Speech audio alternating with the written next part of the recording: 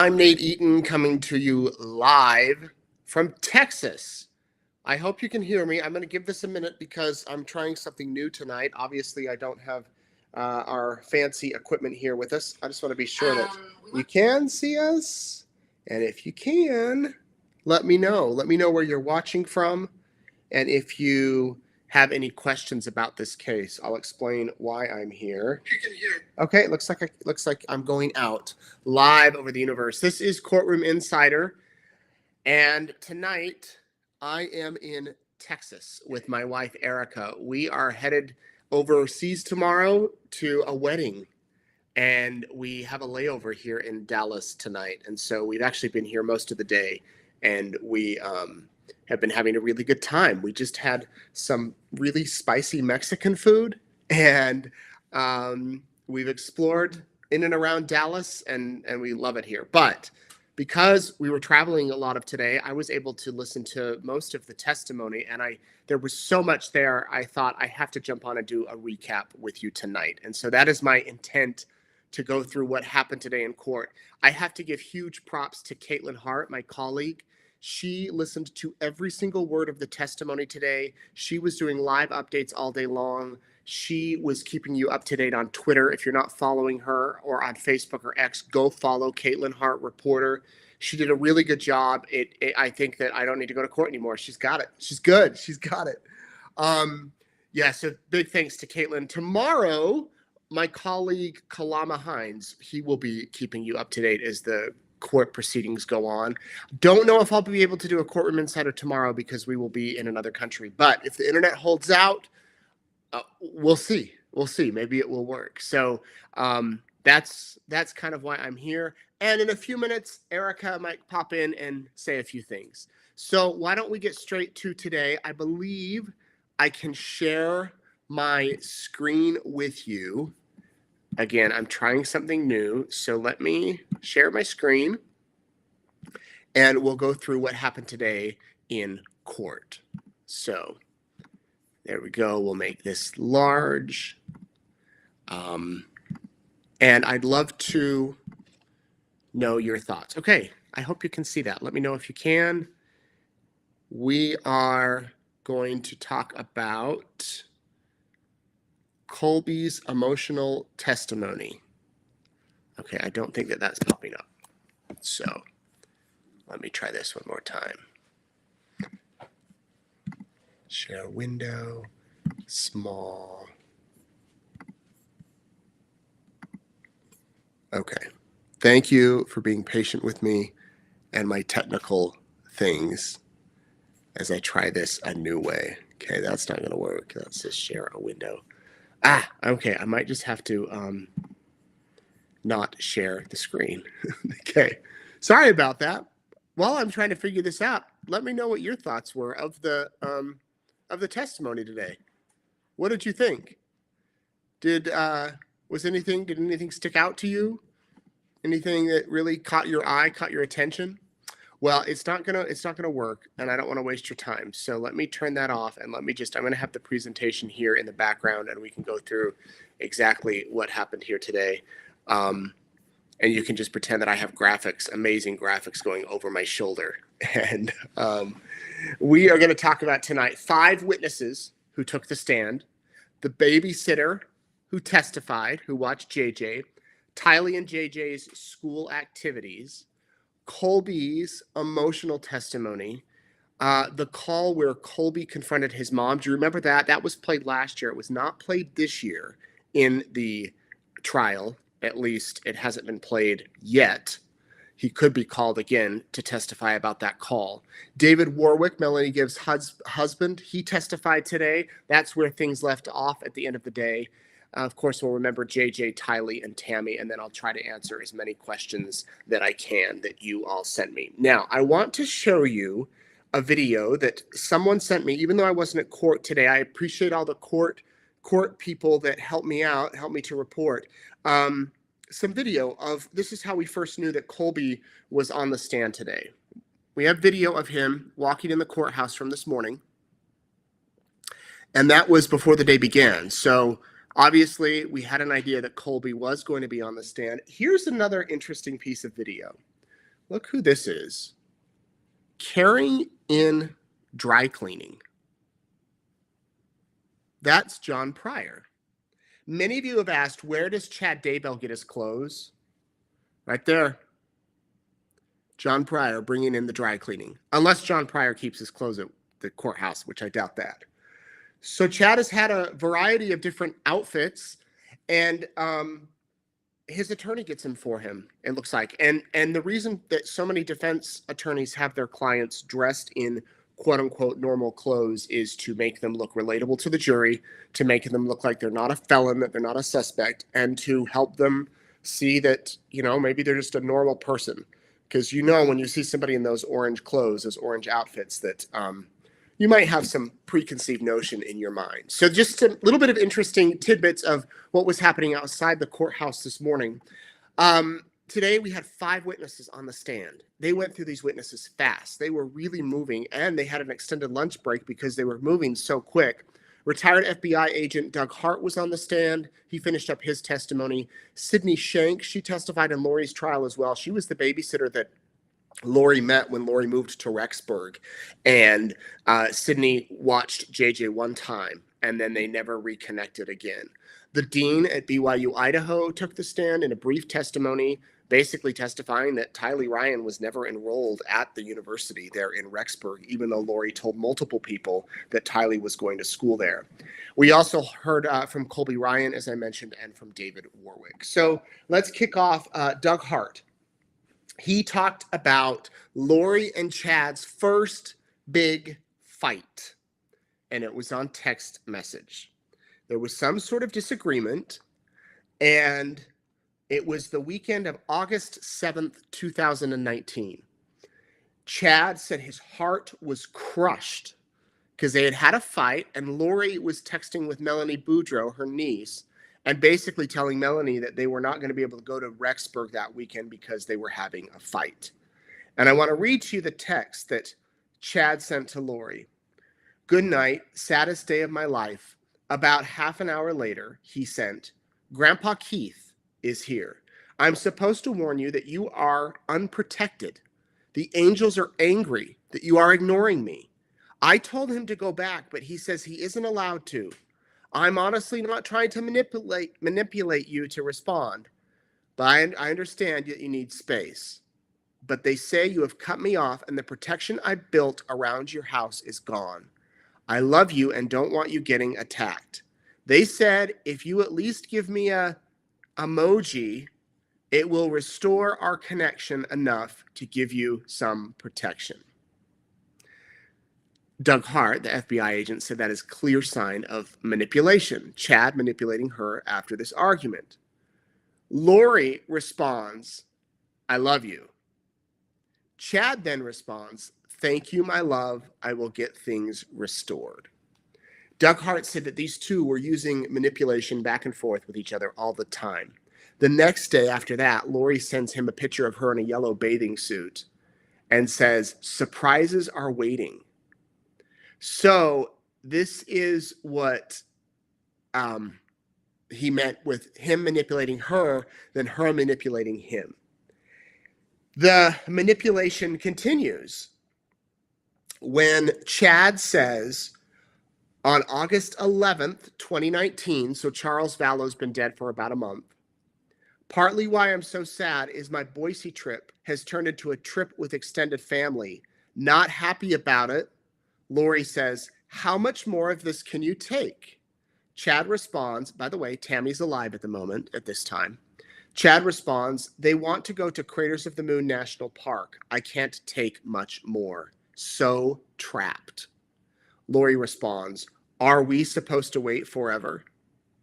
That's when Chad was on a vacation with Tammy and his family. Chad then tells Lori, no, but the next 2 days will be torture. Thankfully, I will be alone most of Wednesday and beyond.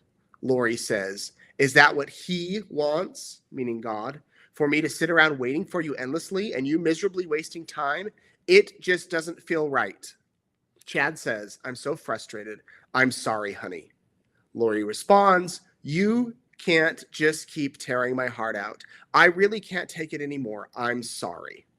If you really loved me, you wouldn't want that either. You should give all of your love and attention to your wife and family. I'm just a distraction. Go have fun with your family. I really I really want you to. I just can't be in the way anymore. If things change, then we can talk, but we have nothing until things change anyway.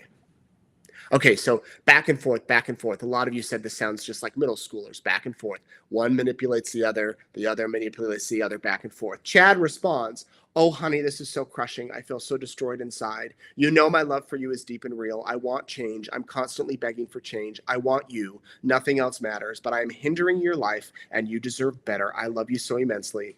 But I will leave you alone, as excruciating as that will be, until I hear from you."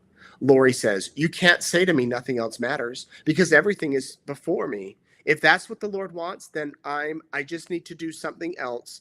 I'm in, so I can pull myself out of this deep despair. It's not like me. It has to be this way. It's the way too much. It's been way too much for too long. The pain is unbearable." Okay, and back and forth, and back and forth, and Chad and Lori. And again, Tammy Daybell's still alive. Chad's wife, and Charles Vallow's been dead for about a month. And Chad says he feels trapped. Now, the prosecutor finished questioning Hart, and then Pryor got up, and they talked about the James and Elena love story. We talked about that last week. If you don't know what that is, go look it up. It'll be your good night reading for tonight. But the Pryor tried to make the point, or ask Hart at least, Chad Daybell was an author, and authors take liberties with what they write. They sometimes embellish. They really stretch the truth, perhaps. They, exaggerate a little bit. Could Chad have been doing that? And Doug Hart said, well, not really, because there were so many of these text messages. He said there was graphic text messages about them fondling each other and being together, and having these sexual rendezvous, and they text each other about it and send each other photos. And then Pryor asked about light and dark and how many people were in this group. And Agent Hart said there really was just Chad, Lori, and Alex Cox. Those were the three main ones. But on the periphery, there were more. There was Zulema. There was Melanie Boudreau, Melanie Gibb, David Warwick, Audrey Baratario, a couple of others. So you had the main group, and then this external group that maybe there was about 10 in total. It will be interesting if we hear from all 10. We've heard from several already. We heard from David Warwick today.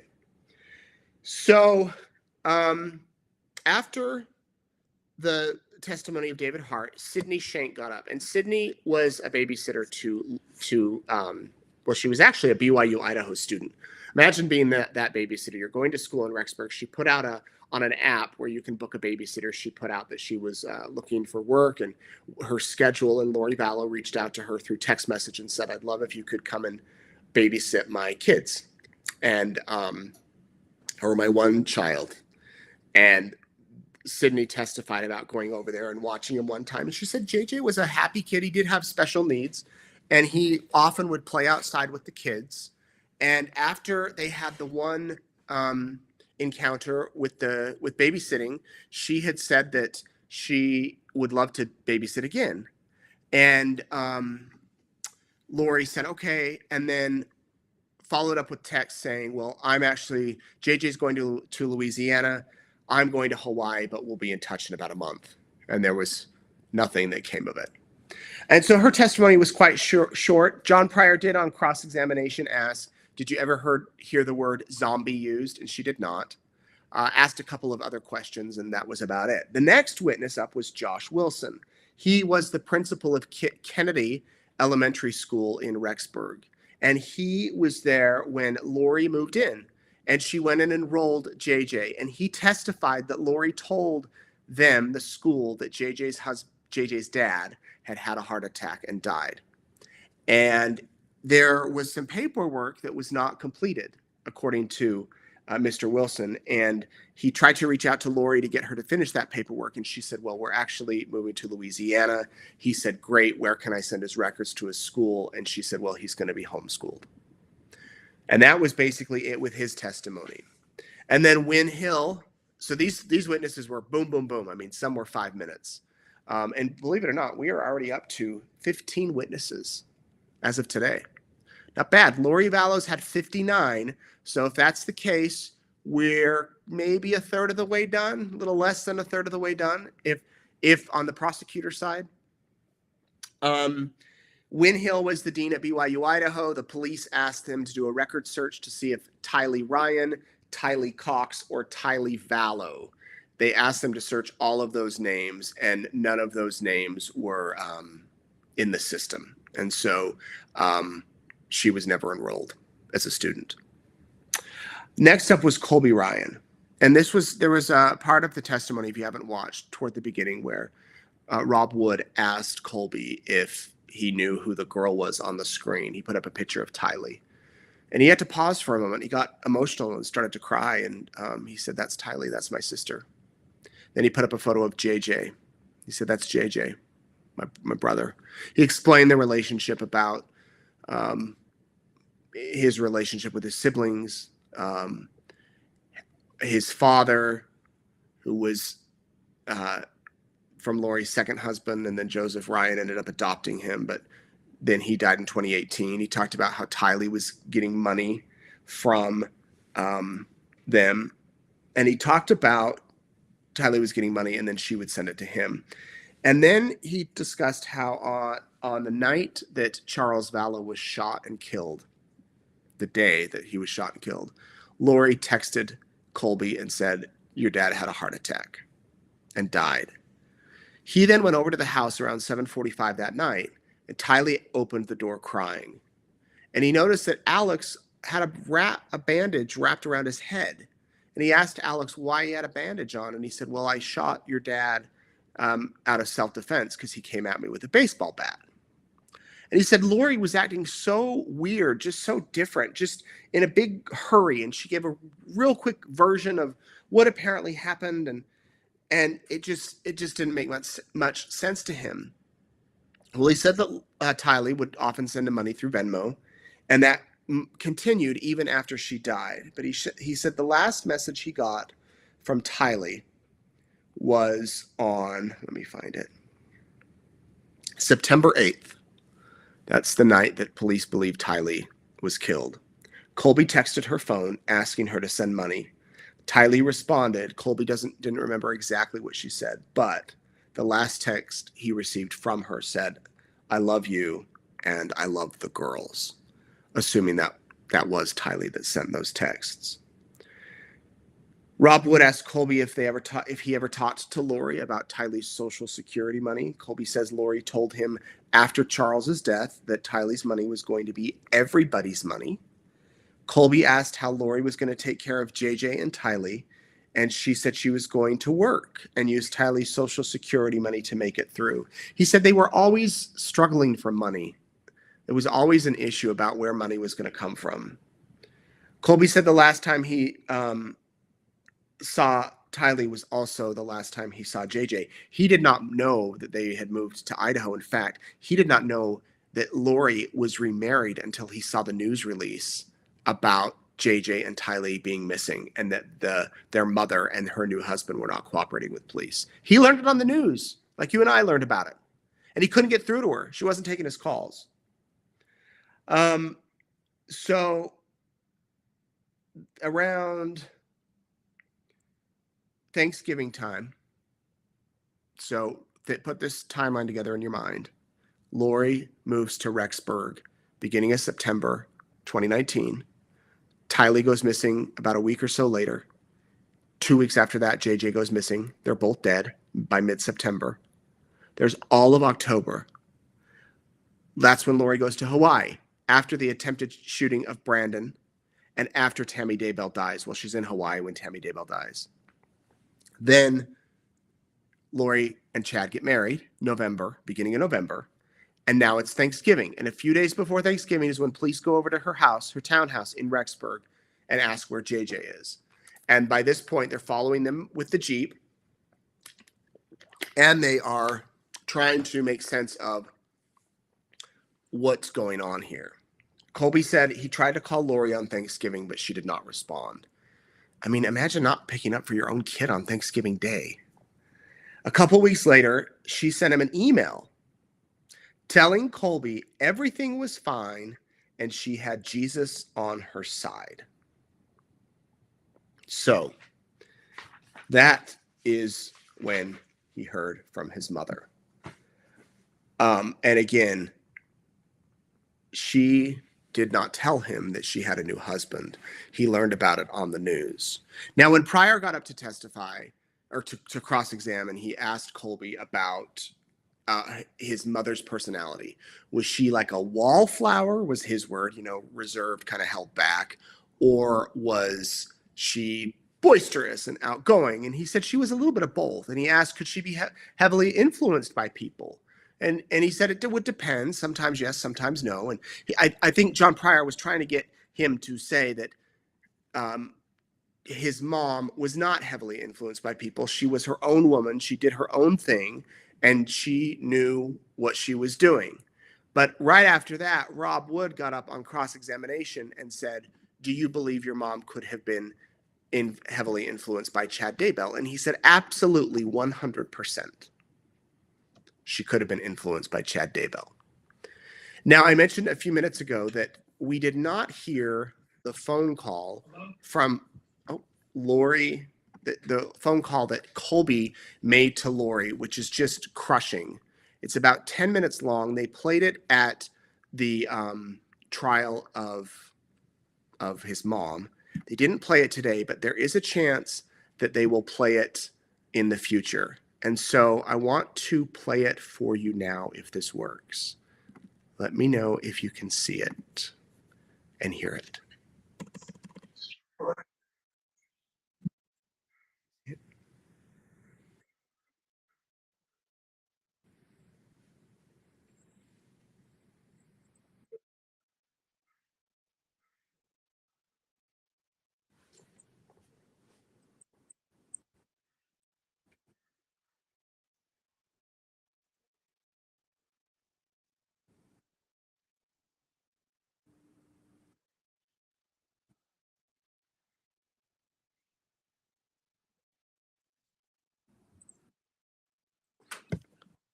Okay, apparently it's not playing through, so I'm sorry. I thought that I had this figured out. What I'm going to do, I'm going to play it on here and you can hear the audio. And that should work out better anywhere. We got this enhanced. They played this at the last trial, as I said, and we got this audio enhanced, so hopefully it comes through here pretty clear. Hello? Hello? Can you hear me?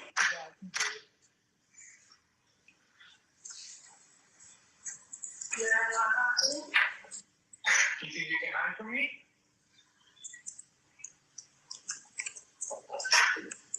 I'm not hiding. You just said that. Probably because you murdered my siblings. That's probably why you're hugging me.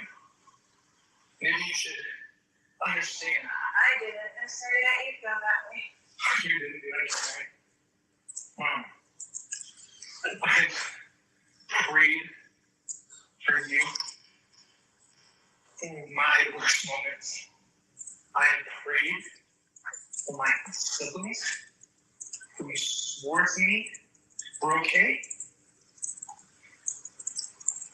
I thought I could trust you. I thought that you were a completely different person.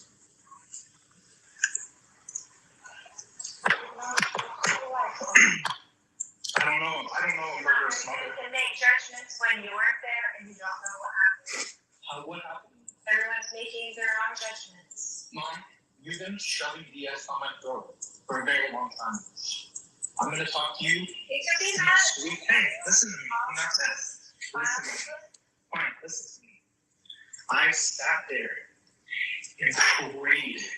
I can't tell you the amount of pain that I felt from your decisions in Jesus Christ's name. It kills me to watch you sit there and tell me this is a trial. It kills me to watch you take the victim's route and say that this shouldn't have happened to you. when you are telling me that you had a baby that came into your life, and all of a sudden, everything changes. And I'm talking about my spirit feels this. I prayed. I trusted you. I gave you every chance I could, past my own limitations as a human being. I pushed past all of everything to try to get to you, to help my own mother. You lied to me, specifically to me, more times than I can count. To know that they're gone and you knew, and my phone is being texted by my little sister, who's not even alive, my little brother, who's the sweetest little kid ever. For what purpose? Can you tell me that this is God's will for my whole family, including my stepfather, to be dead? After everything that you try to tell me, you can tell me right now that Jesus Christ, the Savior of the world, is on your side. You tell me that with all conviction in your heart, that Jesus Christ is on your side. Please. I can't tell you that. Say it. Say his name. Say that he told you. And you followed him on exactness. Because I have prayed for you. I sat there and tried my best to forgive you and Chad and Alex. And I was deceived.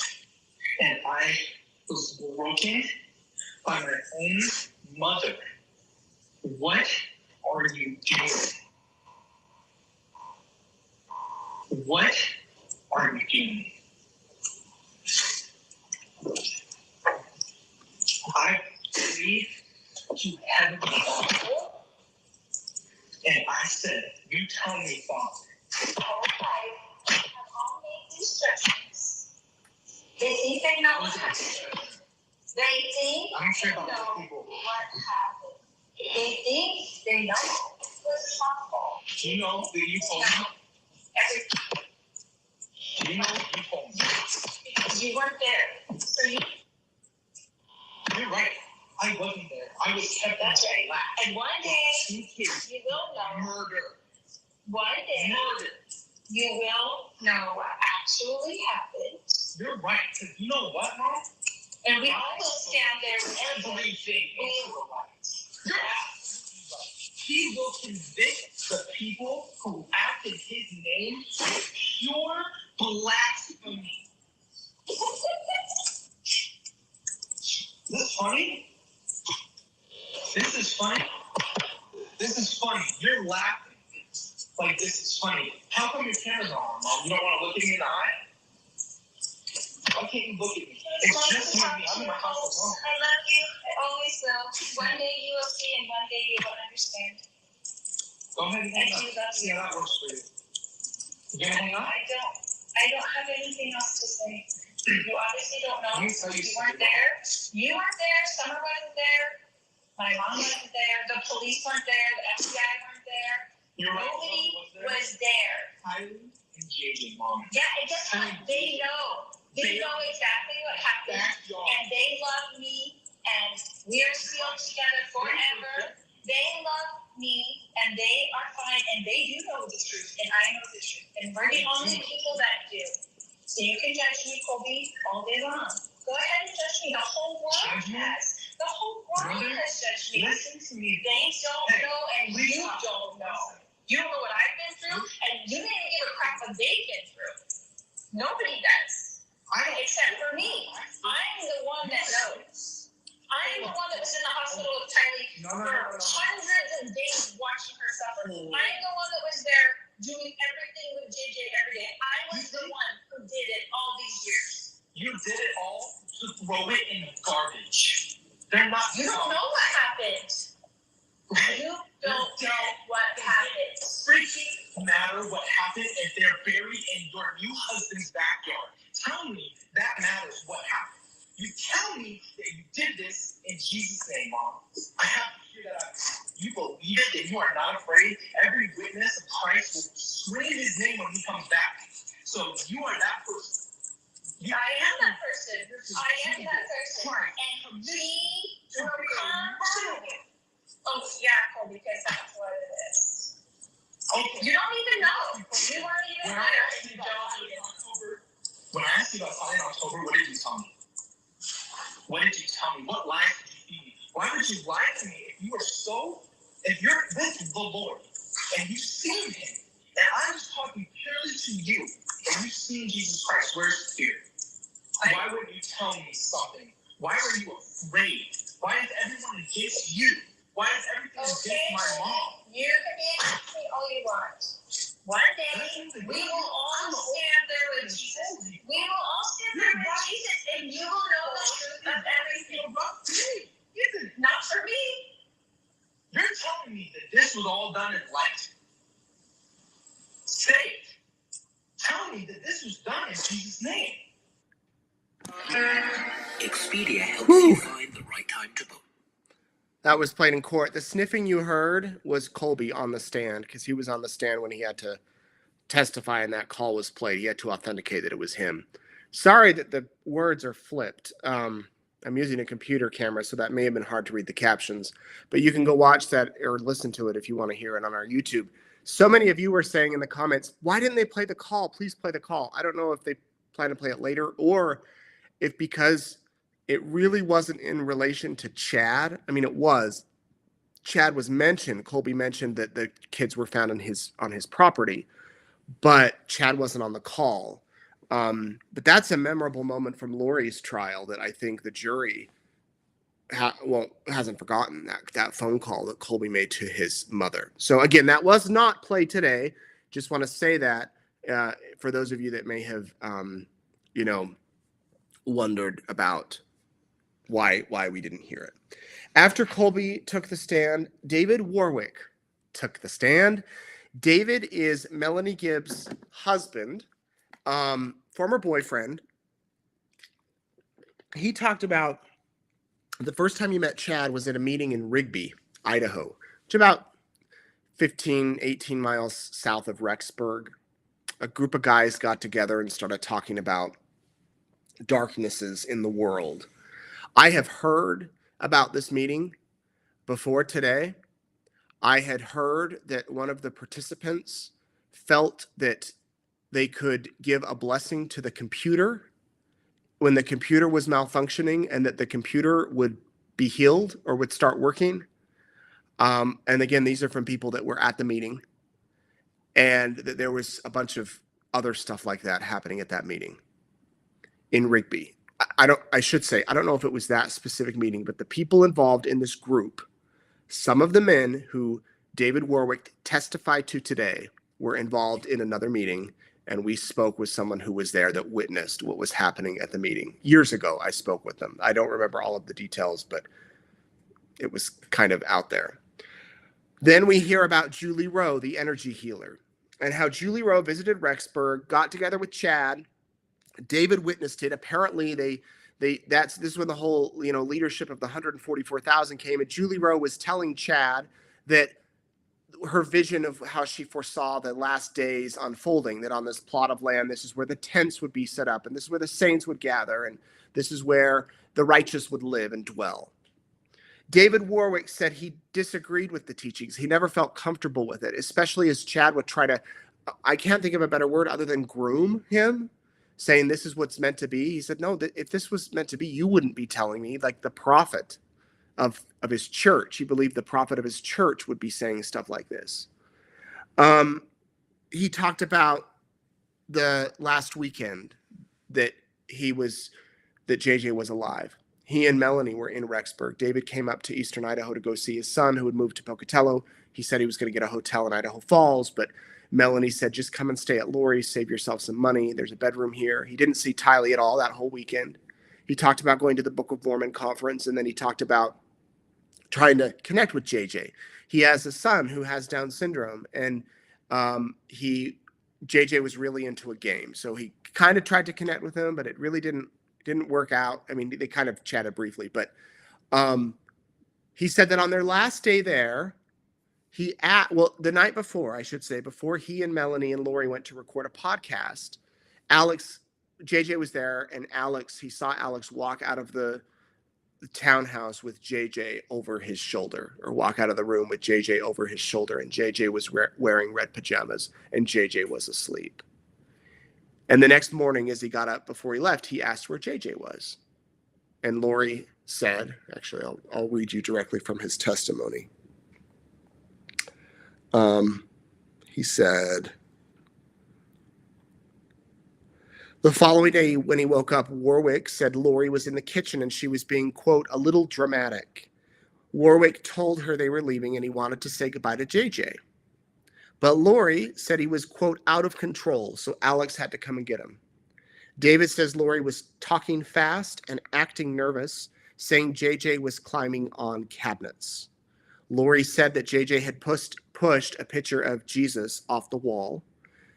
David didn't believe it because there were no scuffs or damage to the cabinets. Lori told David that JJ was, quote, having a possession attack, and she couldn't handle it. And that was the last time, that night before, when JJ was seen alive. That was that same night that David had said he had that horrible nightmare. He woke up and had that horrible dream. And Melanie went to get Chad and Lori for help. After he said that statement, John Pryor got on the stand and started to talk about the cross-examination, whatever questions he wanted to ask. He talked about David going around and doing these fireside chats where he would share his experience. John Pryor asked him if he spoke about his visions, and he said that he did. He said that he had visions and would share them when he felt it was appropriate, and that let me just read this. Warwick says the purpose of the fireside chats was to help people seek God and create a better relationship with God. Pryor asked Warwick if he has had visions about being invaded by foreign powers, and Warwick says yes. Warwick said he spoke about the visions when it felt right in his heart. Pryor asks if that is because his LDS faith that he felt the need to talk about his visions, and that's when Rocky Wixom, the deputy prosecuting attorney for Fremont County, objected. After the objection, they went up, and Warwick spoke about his visions and said that what he shares is consistent with his LDS faith. And then Pryor asked if Chad Daybell had visions that would be consistent with the LDS faith, and Warwick said yes, it could be. So a lot of you were saying, why does he keep asking about Melanie Gibb? Melanie Gibb, Melanie Gibb, Melanie Gibb. Obviously, John Pryor has said in this trial that Melanie Gibb is a key witness, the key witness in this trial. So he's going to do everything he can to try to discredit her and get the jurors to think that she cannot be trusted and that she, should not be believed. And so that is why he's doing that. And then Pryor wrapped up, but for the day at least, David Warwick will be back on the stand first thing tomorrow, continuing his testimony. And then we will hear from other witnesses. So that is what happened today. My report from not being in the courtroom, but reading Caitlin's wonderful notes and also watching the live stream, most of it. And you can go on and watch, the testimony of today. I don't have their photos here, except you can kind of see them over my shoulder. There's Tammy and there's JJ and Tylee. I would want to remember them today, especially as his babysitter took the stand and as Colby took the stand and testified about his wonderful siblings and how he has lost his entire family. And so tonight we're thinking of them. I do want to read some questions and some shout outs, and then I think Erica wants to come and say something, or I've asked Erica if she wants to say something. Okay, shout outs. Thank you to all of those who support East Idaho News by watching this and watching our live stream and participating. I hope that you're learning and that we're doing this story justice. But these are some people I want to shout out tonight. Elizabeth Garson, George Carter, Audie Spell, Allison Brizzy, Penny Worley, John Murdoch, Wilma Carr, Patricia Layton, Sandy Hiskey, and Carrie Long, watching from Grapevine, Texas, which is right where Erica and I are staying tonight. We're actually in the next town over. And so we drove through Grapevine today, and I said, this is such a beautiful area. We love it here. We're actually in Westlake, Texas for tonight. And then Karine Kikira from Rio de Janeiro. Wow. Hi. Thank you so much for watching there. I'm keeping hydrated here. Okay, some questions. Can you please explain how the same judge that heard Lori's case is now hearing Chad's? Was this a choice by Judge Boyce or the prosecutors? Just wondering, Jerry. Well, Jerry, Judge Boyce is the district judge in Fremont and Madison counties. In the 7th District of Idaho, which is the eastern Idaho portion of the state, there are several districts, judges, and they're each assigned to a county. Excuse me.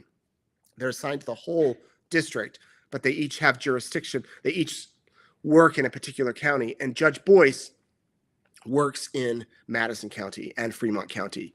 And because that's where the crimes happened, he was assigned the case. That's how it was. Originally, these cases were combined, and so we would have had one trial with both Lori and Chad last year had the timing worked out, but it didn't work out, and so that's why there's two trials. But the prosecutors didn't request him. It's just how it happened. He's the judge. Excuse me. Okay, this is from Germany. Hello, Nate. I send greetings from Germany, and thank you for doing Courtroom Insider. I visited some trials in Germany, and for me, it's really interesting to see the differences between those and the way they do them in the U.S.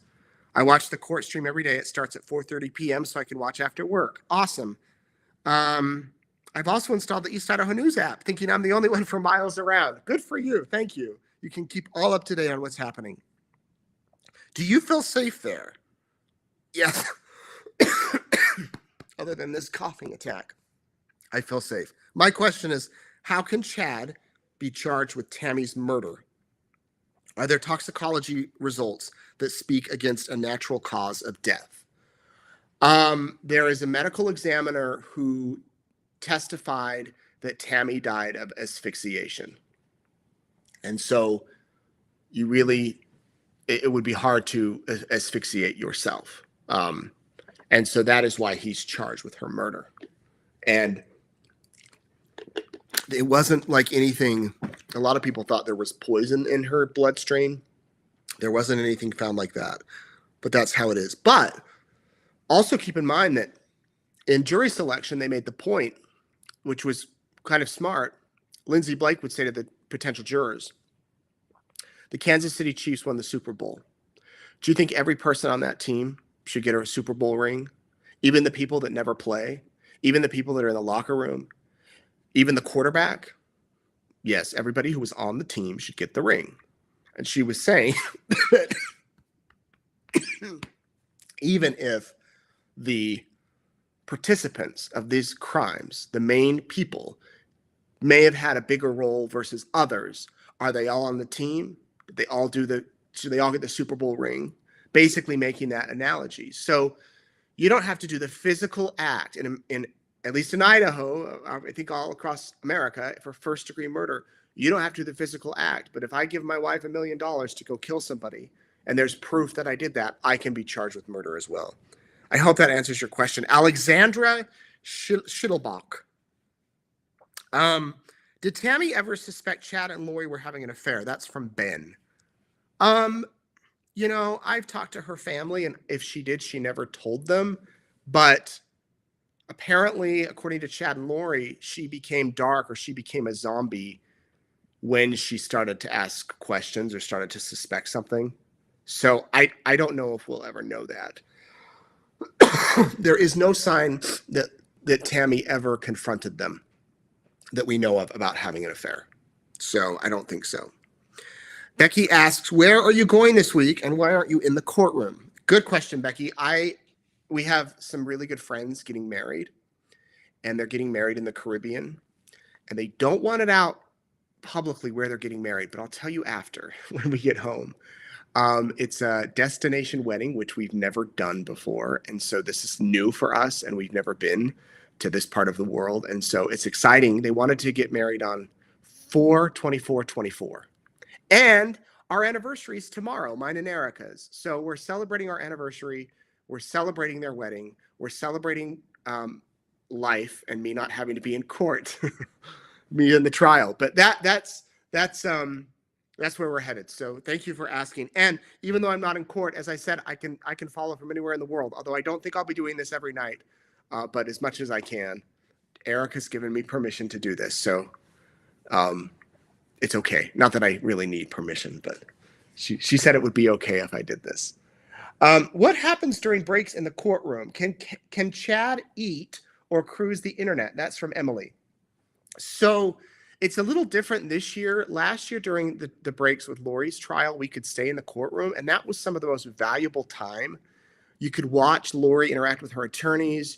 You could see the prosecutors kind of in relaxed mode. You could chat with other people.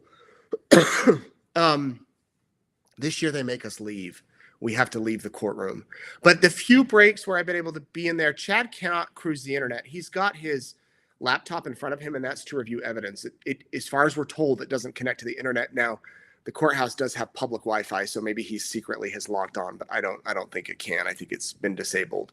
And does he eat? I haven't seen him eat. But I understand that the jail brings, I might have to have you save me, honey, brings down a lunch every day that he eats during the lunch break. But during the breaks, no. Lori Vallow would sometimes have Coca-Cola, the full Coca-Cola, not like Diet Coke, and her attorneys. We saw her have that. And I think one day she had some M&Ms. Thank you, Emily. Good question. Will Chad be called as a witness in Lori's trial in Arizona? That was Jill. Oh, Jill, I don't know because he's not even really charged in connection to those crimes. So he could be, but I don't know. I got to quit coughing. So Erica, come in here.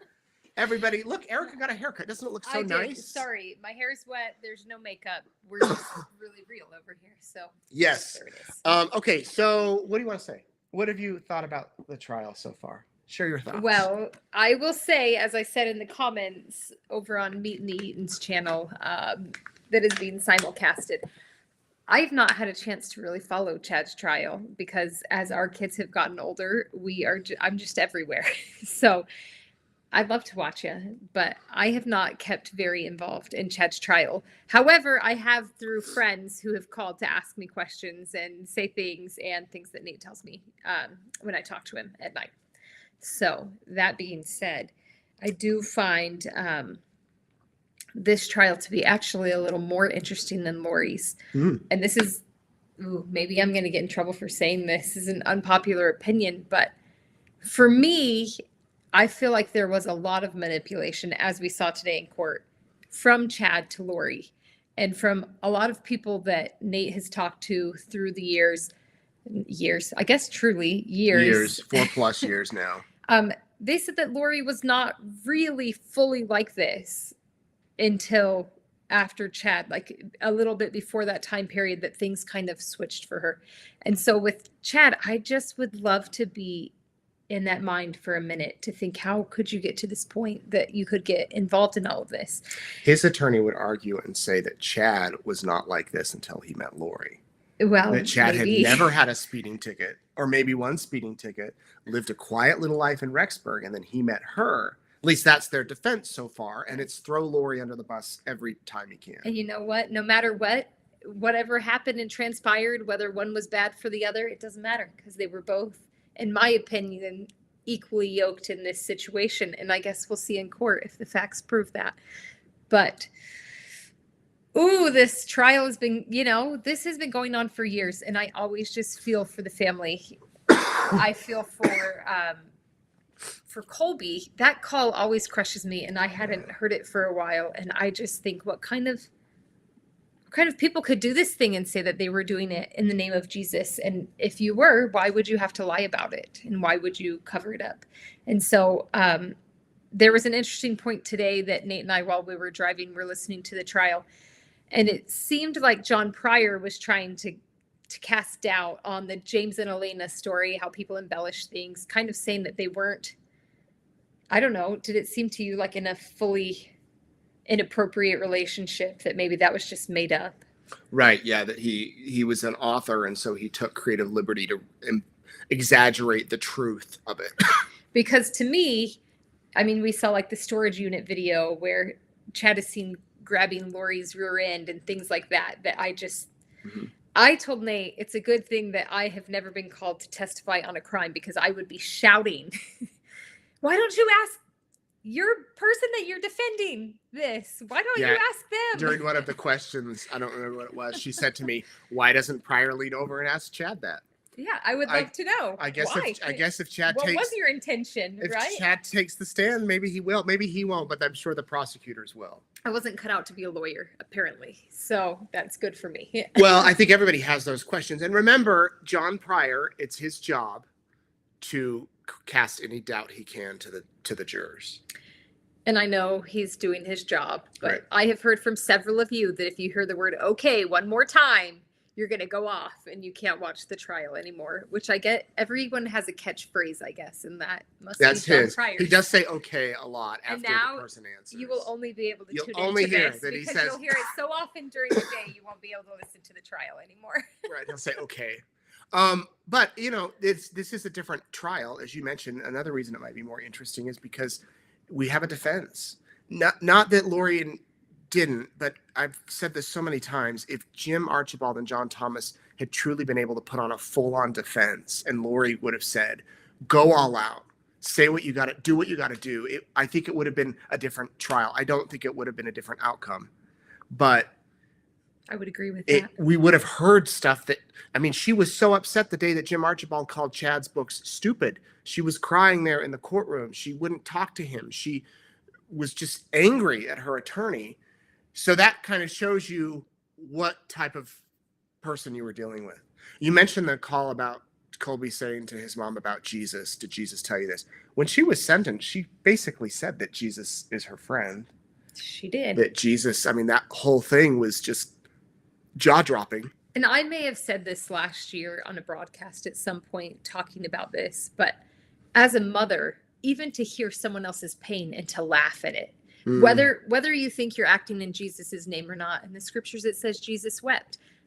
I feel for people even when they make bad choices, right? That they have to go through something.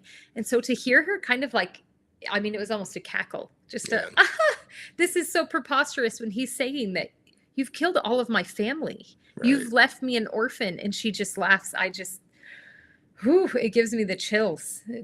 Right. That, I think, out of that whole call, I remember last year in court when they played that, it was like, she mocked her son. So that call, from what we had heard, was the last time they spoke, Lori and Colby. And then Colby saw her in court last year. And I remember as he walked in, she looked at him and said, "My baby." And he wouldn't even look at her. He sat on the stand. And at one point he did look at her and he went and turned away like in disgust.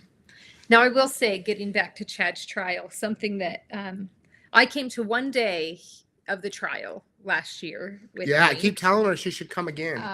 But we have kind of busy. Yeah.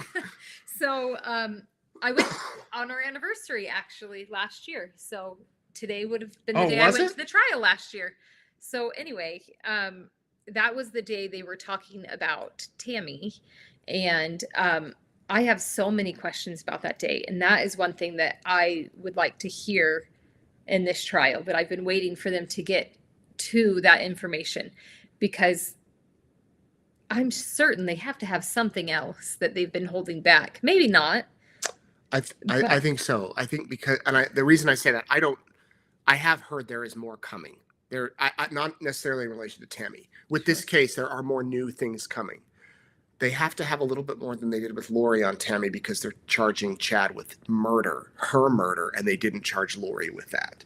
But at Lori's trial, they did say that Chad was home. Right. He says that he was home the night that it happened. So I just am very interested to see, especially there was a cross-examination by Lori's lawyers, but to see what John Pryor is going to say about that night, to see things, it was just surreal to me to listen to that testimony and to know he was there, and that will be an interesting thing But also to listen to. the fact that the next day too, he's planning the next phases of his life. It's like, hurry, get this thing done, get it off the list. We got to move on. Martha Kelly, thank you very much for that. And I did tell Nate this as well. If Nate was going around to conferences and telling everyone that I was going to die an early death, I would probably look at him and say, you tell one more person that and you're going to die an early death. I wonder if Tammy knew. I'm going to have to do some digging and see. Because it is true that it's come out. Several witnesses in this trial have said that before he even met Lori, before Chad met Lori, he was telling people this, that Tammy was going to have a young death. And I wonder, I mean, if he's telling everyone else in the world, certainly that had to, we live in a very small town in Idaho. I feel that people talk about a lot of things that had to have gotten back to her, and maybe not. Well, I don't know. But I can't imagine someone saying that about me and that being okay. You're going to live very long because you take much better care of your body than I do. And not only that, he couldn't do all this without me, and he knows it. No, I couldn't. I like to eat French fries every day. So. Someone's asking how we met because it's our anniversary. Oh. We met in Rexburg. I was a TV reporter. I had just graduated from college. Erica was going to school. Erica is from Richmond, Virginia. We were friends. She dated my roommate. She dated another news reporter, but we never dated. And I did go to school for journalism. And then I realized I don't think I'm cut out for this. So I got a job in Richmond, Virginia, where many of you are watching from. And I worked at the ABC station out there. I called her and said, hey, I'm moving to Richmond. Do you know anybody that needs a roommate? Because I was single, and she was able to connect me with a few people, and I moved into the laundry room of this home with a bunch of dudes. Okay, he's missing an embarrassing detail. He also asked me if I thought that he'd be able to get married if he moved to Virginia. If he would meet a lady. See, I knew. And anyway. it was not going to be me, just so you know. Yeah, so she was able to connect me with Daniel Vaughn, who watches every night, and I moved into his laundry room, which... It was a bigger laundry room, but the dryer was in the corner, and every night I'd lull myself to sleep with the dryer. Anyway, Erica needed an internship. She came and worked with me at the TV station. She decided that job wasn't for her. All of my colleagues, including some who were going to their wedding tomorrow, was like, why don't you date her? Come on. And then one thing led to another, and I couldn't stay away. That's right. But we had known each other for years before we dated. Yeah, so that was good. And we were friends. It was nice because we were friends. I knew what I loved about him. I knew what annoyed me. And those things still stand today, but we still love each other just the same. 13 years? It's 13 years tomorrow. 13 years. Baker's dozen. And 3 kids. Don't send us any donuts, though. He would ask you to, but don't. No. We're not home to get him. So when we get home, send him. Don't send him to our kids. My poor sister, which, can we shout that out? Is that okay? Yes. Bless you, Darcy. She watches most of the nights in Virginia. Thank you for watching our children. You are a wonderful sister, and we love you. Get this. We're going to vent here for a minute. Man, we're going way off the rails. We paid extra to fly Erica's sister from Richmond to Idaho Falls. If you know the Idaho Falls airport, usually it's far cheaper to go to Salt Lake City, but then you have to drive 3 to 4 hours. So we paid American to fly her from Richmond to Idaho Falls and get in last night at 9. Yes. And that way we could leave this morning at 6. We had a 6 a.m. flight. So yesterday, the first part of the flight was delayed. Richmond to Dallas was delayed 3 or 4 hours? Yes. Which, for no crew. They had no crew to fly the plane. For crew. That was the reason, crew. Not that they didn't know that earlier, right? Well, I don't know. Maybe they didn't. Okay, well. Then they said, okay, because of that, you'll miss your connecting. Great. Put her on the plane Monday morning. They said the next available seat is Wednesday morning. So she couldn't leave. She'd be in Dallas till Wednesday. Well, anyway, they ended up, we said, just go to Salt Lake. Well, and they didn't offer her the Salt Lake option. I texted her and said, there is one flight that gets in tonight to Salt Lake. At 12:30 a.m. So technically today. So she took it, and then she got in a rental and drove to Idaho Falls and got it to our house at 4:30 this morning. As we were Technically 4, because I met her at 4 a.m. as we were waking up to go to the airport. We then took the rental back to Idaho Falls. Anyway, I'm not bagging American. I did call American yesterday, and I have some Karen-like things to say about American that I'll keep inside. we flew American today, and it was And great, it was by the great, way. And for yes. those of you that work at American, we know it's not your fault. But it just, if it had been our wedding today, I mean, it would have been a mess. And so I called, and they said it was a crew issue. I said, can we get a partial discount? We paid a couple $100 more to get her here. And they said, well, you can write an email to customer care. And I said, can I talk to customer care? And she goes, that department is not staffed. And I said, oh, you're having a crew issue there too? Anyway. He was feeling a little salty. Nate is feeling much better today. He has been under the weather. And so I'm glad you're feeling Yeah, better. now I'm going to be coughing all night. I'm sorry. Can't wait for that. I did hear him coughing all last night. I did not sleep with him because he was so loud. Yes. All right. Well, thank you for tuning in. Thank you for following the news. News is important. yeah. People are asking if Chad and Lori, but one last question, or back to our original topic. When will Chad and Lori get a divorce? I don't think they will. One, they're going to be locked up. Well, assuming Chad is found guilty, he will be locked up. And she's locked up, and I don't know if they'll just go through the procedure of doing it, unless Lori might find a new lover or something, meet somebody, and then she's or Chad, maybe that way they would file. But I do strongly think that they won't get a divorce. Maybe they will. Maybe I'll be wrong. Maybe in 5 years there'll be a reality show and they'll be in it. I don't know. Can Lori testify? I'm sure they've covered this before. Could Lori testify in Chad's trial? She could testify. Anyone could testify, but she's a co-conspirator in the case, and I don't. Maybe the defense could call her as a witness. The prosecutor could try, but I don't. She could waive her Fifth Amendment. It could go bad. Sure, but it would be amazing if she did. Chad would never try to get a divorce or push anything like that until something like that was off the table. In my opinion, that's all speculation. Right. He's gonna stop coughing. We're gonna call it a night. I better go get some cough drops. Thank you all for watching. Appreciate you sticking with the technical problems as we're here in a hotel with just a webcam, not the fancy setup.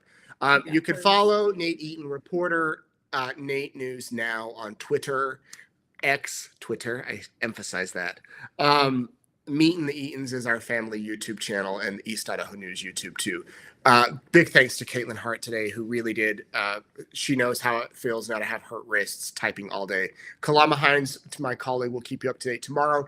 If we get to where we're going and we have reliable internet, and it's going to be a different time zone, but the timing works out, we might pop on again this week. Let us know if you want to hear more. If not, I'll definitely be back Saturday, assuming all goes well on American Airlines, for the vigil for JJ and Tylee. And that's going to be at 1 o'clock Mountain Time in Idaho Falls at the Colonial Theater. All are welcome to come. First come, first serve on seating. We'll live stream it here, wherever you're watching. And then that night, we'll do a special edition of Courtroom Insider, a recap of everything that we missed, everything I missed this week.